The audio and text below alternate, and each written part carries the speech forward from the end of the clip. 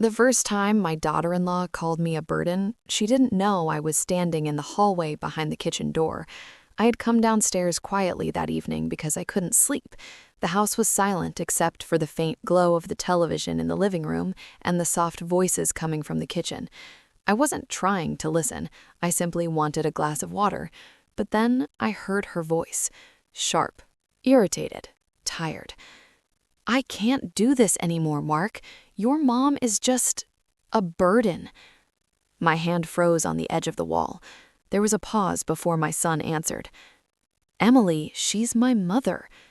"I know that," she replied quickly, "but she's always here. She needs help with everything. She's slow, she forgets things, and honestly, it feels like we're taking care of a child."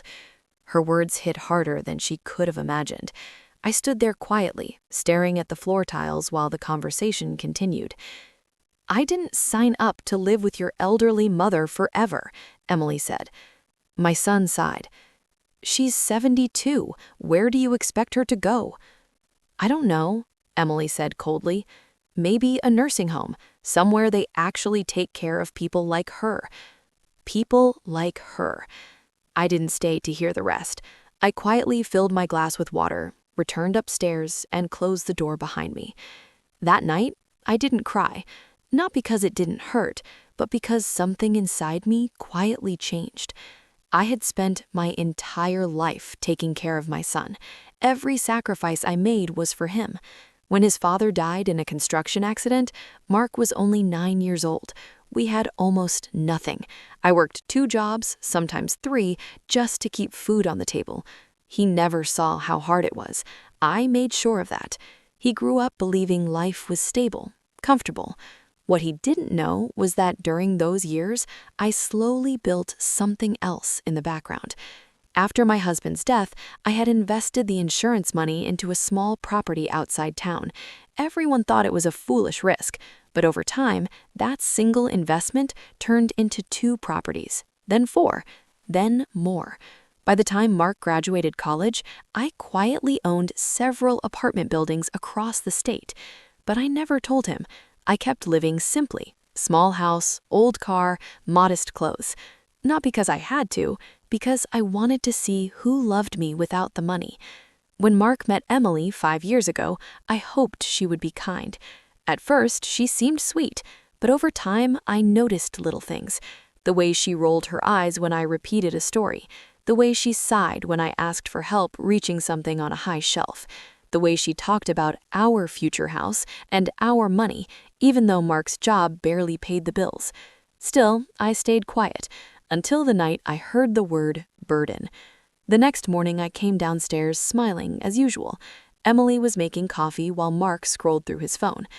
"Good morning," I said cheerfully. Emily forced a smile. "Morning." Mark kissed my cheek. "Sleep okay, Mom?" "Just fine," I said. And that was the moment I decided something. If they believed I was a burden, then I would give them exactly what they expected. Over the next few months, I became quieter. I stopped offering to help with groceries. I stopped cooking dinner twice a week like I used to. Instead, I spent more time outside the house. Mark assumed I was visiting friends. In reality, I was meeting with my lawyer. Mr. Bennett had been managing my investments for nearly 20 years. When I walked into his office, he greeted me with his usual warm smile. "Margaret, it's good to see you. What can I help you with today?" "I want to update my will," I said calmly. He nodded and opened a folder. "Of course. Currently, your son is listed as the primary beneficiary."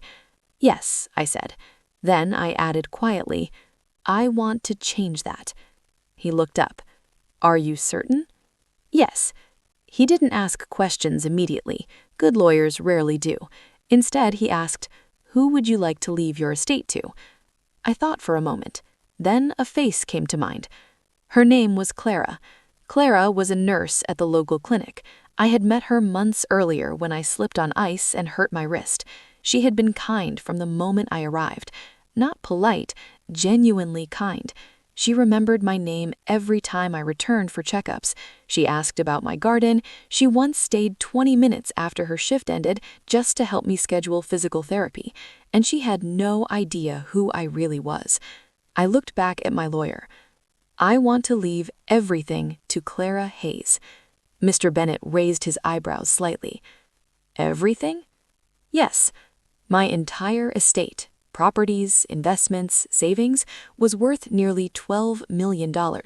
But for the first time in months, saying those words felt peaceful. The following year was interesting. Emily's patience grew thinner. One evening, she snapped when I accidentally dropped a plate. Seriously? She groaned. That's the third dish this week. I'm sorry, I said softly. She muttered under her breath while cleaning the mess. Mark noticed the tension but rarely got involved. Work kept him busy, or maybe it was easier to not see the problem. Meanwhile, Clara continued being exactly who she had always been, kind, patient. Once, she drove across town during her lunch break just to help me bring medication I forgot at the clinic. Thank you, I told her. She smiled warmly. It's no trouble at all. I remember thinking then, some people care because they're supposed to. Others care because it's simply who they are. 2 years passed. Then, one winter morning, I woke up feeling unusually tired. The doctor later explained it was my heart. Nothing dramatic, just time catching up with me. When I realized my days were limited, I asked Mr. Bennett to arrange the will reading. Word spread quickly after my passing. At the lawyer's office, Mark and Emily sat across the table, whispering quietly. Emily looked confident. She probably imagined new houses, vacations, and expensive cars. Mr. Bennett began reading. To my son, Mark, I leave my love and the memories we shared throughout his life. Emily frowned slightly. Then he continued, my financial estate, properties, and all remaining assets will be transferred to Clara Hayes. Silence filled the room. Emily blinked in disbelief. I'm sorry, she said sharply. Who? Mark looked stunned. That must be a mistake. Mr. Bennett calmly slid the documents across the table. It is not a mistake. Emily's voice rose. She's just a nurse. Mr. Bennett folded his hands. Yes, he replied. The nurse who showed her kindness when she needed it most life. Across town, Clara sat in the same office an hour later, confused and overwhelmed. I don't understand, she said softly. Mr. Bennett smiled. Margaret understood something very important about people. He handed her a letter. Clara opened it slowly. Inside, my handwriting filled the page. Dear Clara, if you are reading this, it means my time has come. I want you to know that the kindness you showed me meant more than you will ever realize. You treated me like a person, not a burden. In a world where many people measure worth by money, you proved that character matters far more.